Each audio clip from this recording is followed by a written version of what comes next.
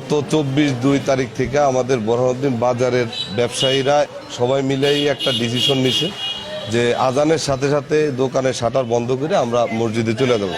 আমরা যত ব্যবসায়ীরা আছে বোরহানউদ্দিন বাজারে সবাই এটা খুব সুন্দরভাবে গ্রহণ করছে এবং আমরা সবাই আজানের সাথে সাথে শাটার বন্ধ করে দোকান বন্ধ করে আমরা মসজিদে চলে যাই। যখন মসজিদে আজানের ধ্বনি আমাদের কানে আসে তখন নিরাপদ বৈদ্যুতিক সংযোগের নিশ্চয়তায় ব্যবহার করুন বিজলি কেবলস। খুলে বেচা বিক্রি শুরু করি। এই নিয়ম চালু হওয়ার পর থেকে আমরা সকল ব্যবসায়ী একসাথে মসজিদে যাই। আমরা আগে কেউ হয়তো মালিক নামাজ পড়তো, কর্মচারী নামাজ পড়তো না। এখন ইনশাল্লাহ দোকান বন্ধ করার পর সবাই আমরা নামাজ পড়তে যাই, নামাজ থেকে কোনো বঞ্চিত হই না।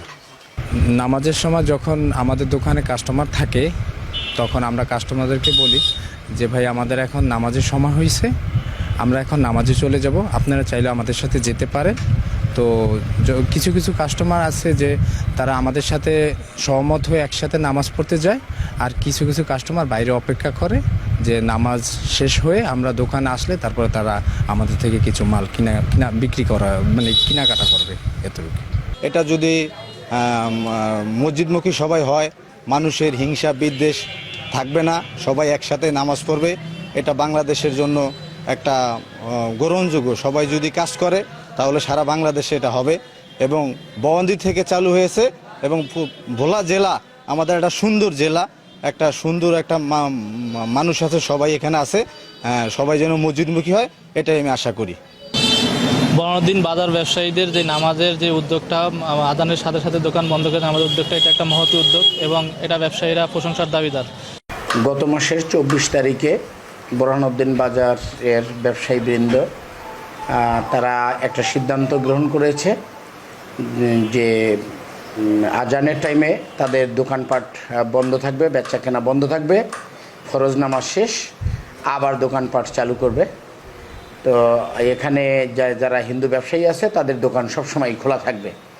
তো এই ঐক্যমতে পৌঁছার পরে তারা আবার আমার কাছে যে এই বন্ধকালীন সময়ে যদি দোকানপাট যাতে চুরি না হয়ে যায় এই জন্য আইনশৃঙ্খলা বাহিনীর একটু তৎপরতা, পেট্রোলিংটা বৃদ্ধি করার জন্য অনুরোধ জানিয়েছে। আমি তদ অনুযায়ী সেটা আমরা বৃদ্ধি করেছি। তো এটাকে সাধারণ মানুষ অত্যন্ত শ্রদ্ধার সাথে এটাকে মেনে নিয়েছে। এটা কার্যক্রম বা ধারাবাহিকতাটা সুন্দরভাবে চলছে।